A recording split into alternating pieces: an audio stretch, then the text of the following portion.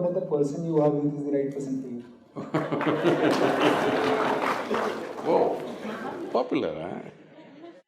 It once happened. Shankaran Pillai was at the family dinner and when everybody settled down for dinner, he stood up at the table and announced, "I am going to marry Lucy, who's just across the street." I hope that's not the name. No, it Oh. Then the father said, "What?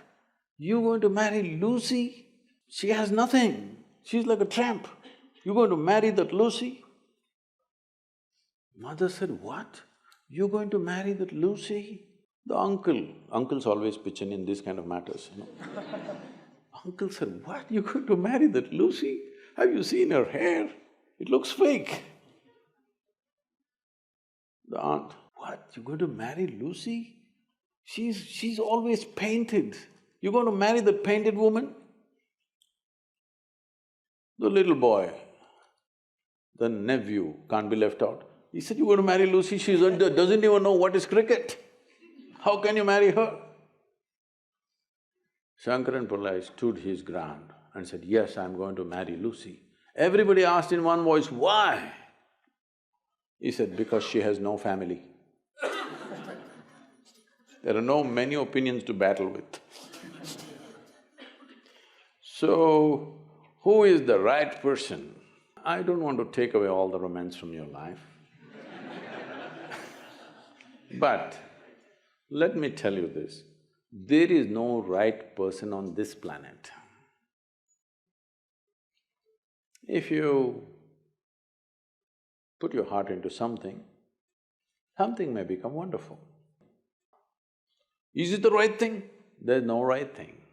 Nobody ever found the right person anywhere, okay? If you get into that kind of unrealistic mindset, "I have found the right person," oh, you will be soon disappointed.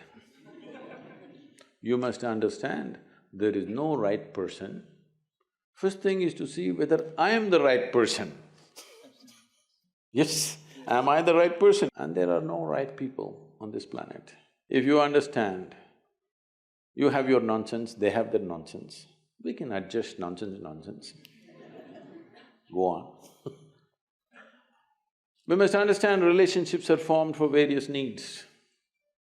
There are physical needs, there are psychological needs, there are emotional needs, there may be social needs, there may be financial needs, various kinds of needs. So when you're going to somebody with so many needs, you're going as a beggar, and a beggar cannot choose. Hello? Beggar eat what comes his way, isn't it? He cannot choose. So, if you really want to make a choice in this world, first and foremost thing is, you bring yourself to your place where your experience of life is just pleasant by yourself. You're wonderful. Now, let us see what gets drawn to this one. If you're really wonderful, things will happen in every way, I'm saying.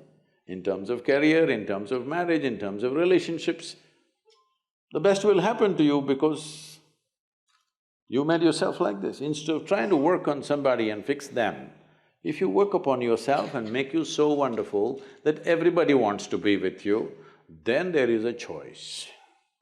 And this whole thing is an American thing, that there is a soulmate somewhere. God made just one more person just for you. But these days, every 2 years, he keeps making one more person just for you. Obviously, God is making too many mistakes with you. See, body needs a mate, understandable. Maybe psychologically also you need a mate, understandable. Emotionally you need a mate.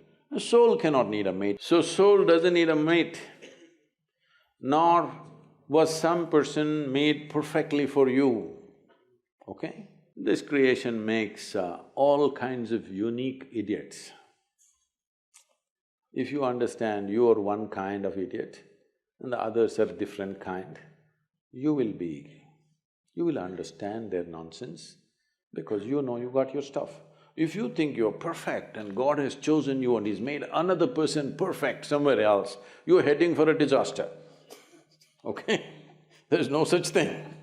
Even, people today, after 5,000 years, people are still adulating and worshipping Krishna as the greatest lover, but his wives are dead unhappy with the guy. Yes. So, you're not going to find any perfect person. If you invest a deep sense of involvement, something wonderful may happen. It's because of your involvement, not because the other person is fantastic. No. Even if you choose a fool, actually it's easy that way. If they're not stupid, why would they come to you first of all? No, I'm just being nasty. So, even if you choose a fool, it doesn't matter. If you involve yourself, it can turn out very beautiful. You chose the smartest person in the universe, it could be a disaster. So, do not think in terms of, whatever this made for each other nonsense. No. You choose the opposite, actually. But after some time, after a little bit of time, you slowly start expecting they're just like you. This is a serious mistake. Because if one more person becomes just like you won't be able to bear with them for 2 days. Hello? Please tell me. If there's one more person just like you at home, could you live there? You're glad they're different. It's wonderful, nobody is like you, isn't it? Nobody is like you on this planet. Try and see. Nobody is like you, and that's good. Don't look for sameness, not necessary. It's a difference which makes the… because of the difference you tango, not otherwise.